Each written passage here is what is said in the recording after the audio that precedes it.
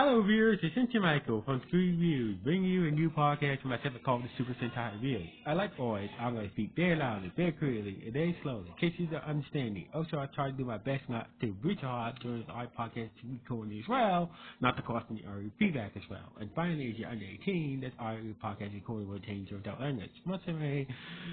Once again, if you're under 18, this iPodcast recording will change to adult language. If you're under 18, now if you're over 18, that means you get to watch this iPodcast recording. Now, with this and everything else at the ready, let's get into the latest episode of Gozyuger. So basically, you know, we pick up when we left off. So we see one of Kwan's, Kwan's, personal assistants took who kidnapped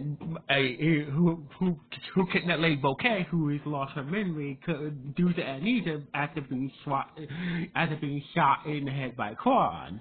So basically, this employee assistant that works for Kwan has the power of the Battle J Fever Sentai ring. So basically, he's able to transform into Battle J Red, but he managed to use the power of Kwan's resources to bring for a power up called Killer Battle J. So anyway, he had kidnapped the other Rangers and put them in this virtual world, just like he's doing with Lady Bouquet, and basically, and through Lady Bouquet's mind, it turns out that she is an AI being after all. So that makes Fire Candle and Mr. Shine and Street Case AI beings created by Tega June as well. So anyway, he figure out through her mind, how to summon one of those mechas that they use, one of the mechas that they use and whatnot for Lady Bouquet's mind and whatnot. So basically, meanwhile, while he was thinking through Miss Bouquet's AI mind with a special AI device, with a special virtual AI mind device, the other Rangers were hooked up to the same devices as well. But Hal managed to get free from his. So basically, Hal managed to wake up and got free from his, while the others are stuck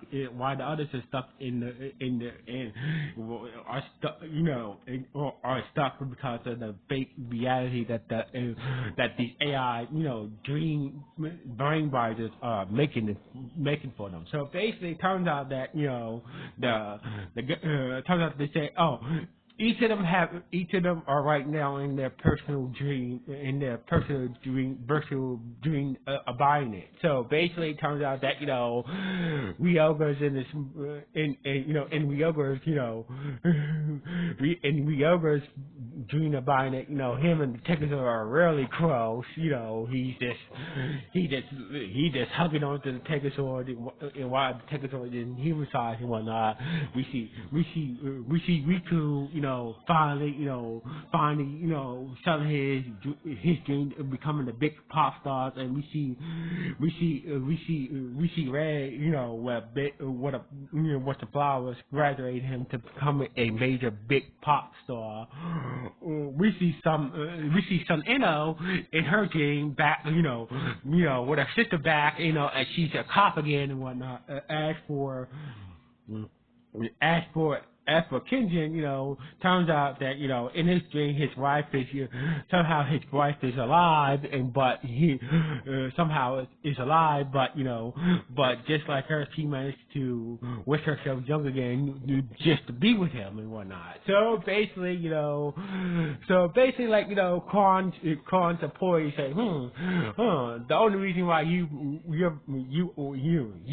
got free from that, from my virtual, because my virtual reality, brainwashed her because you don't really have a dream. Like, I learned that from your brother and whatnot. So basically, so basically how we're about to take off the AI virtual bands, but but Contemporary said, nope, I wouldn't do that. Unlike you, they're deep into those fantasies. So therefore, if you take them off forcibly, their brains will be destroyed from the aftershock. So basically, fine then, I will come find you, and pull the plug from there then. So anyway, so basically how got out of the basement where the others were held, and basically bumped into Fire Candle and Messicino, and basically what the hell's going on? How it's spring later. Well, let's just say our interests right now, are aligned right now. So let's keep it like that. So basically, turns out that they made robot copies of the other four Rangers, and therefore start to fight against. So basically, how Messicino and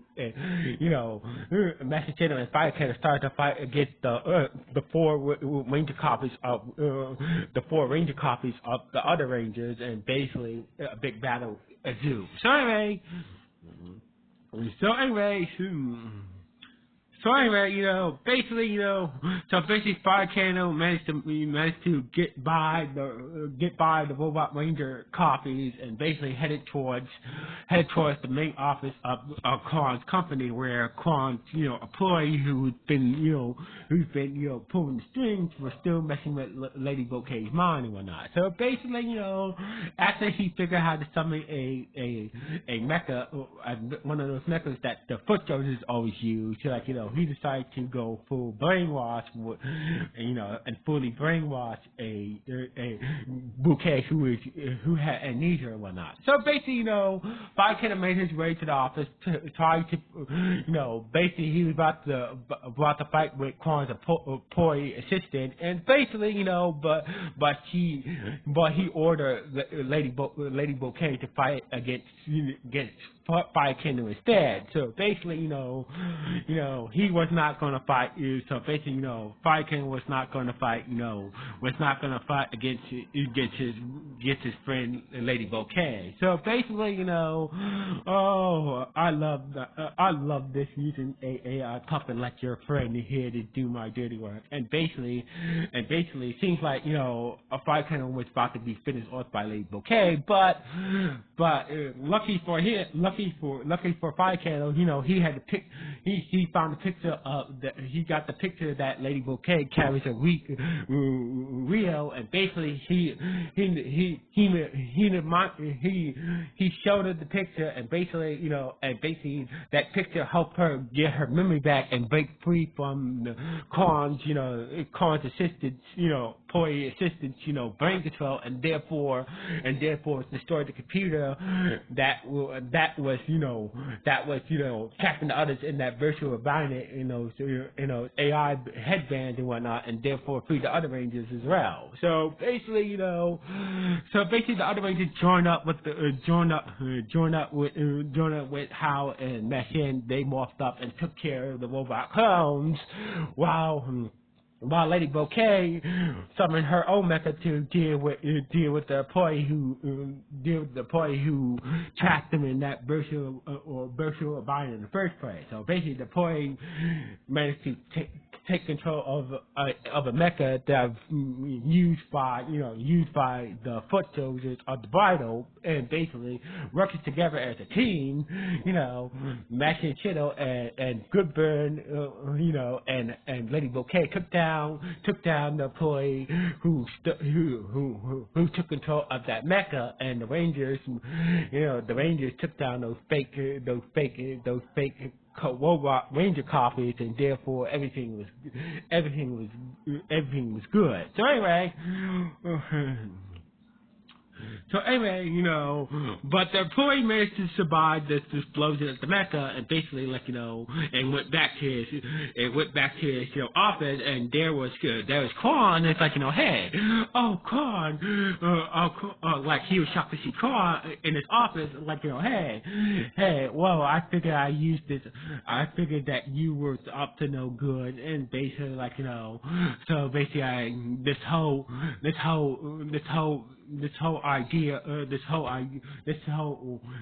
plan of your, the reason why I let you do this whole plan scheme of yours to find out the truth about how loyal you are, and basically, well, guess what? You failed. So basically, this whole thing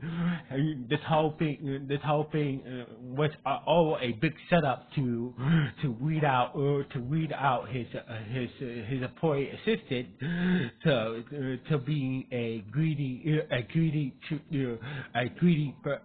trader and whatnot, and basically, and it seems like Kwan has taken care of his employee who had the Battle J fevering once and for all. Meanwhile, the bridal.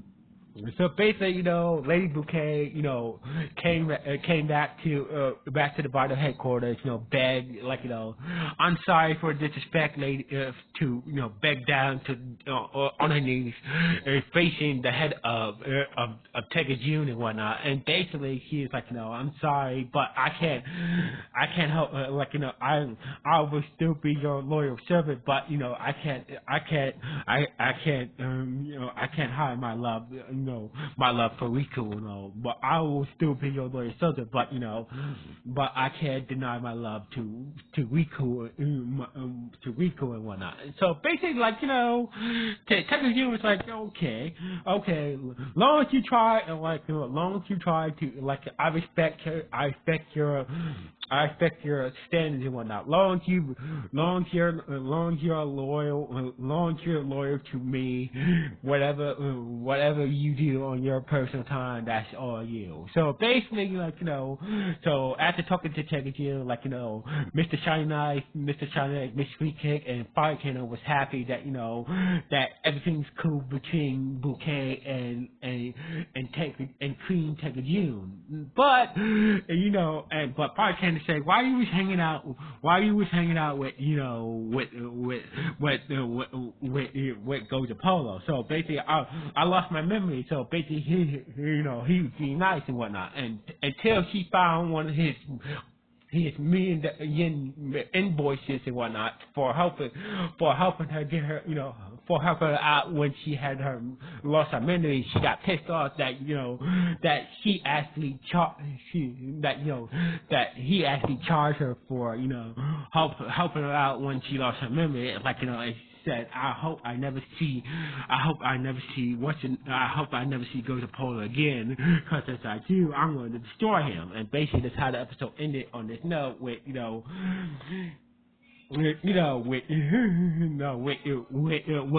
with Lady Bouquet trying to destroy Gojo Polo after giving her a million yen invoice for helping her out when she had amnesia and whatnot. And that's how the episode ended on this note. So anyway, this was a good episode. So basically, this was a good episode of Gozyuger. So anyway, what do you guys think? Good, bad, or just okay? Please let me know in the comments below. Anyway, signing off from Screw Reviews 1.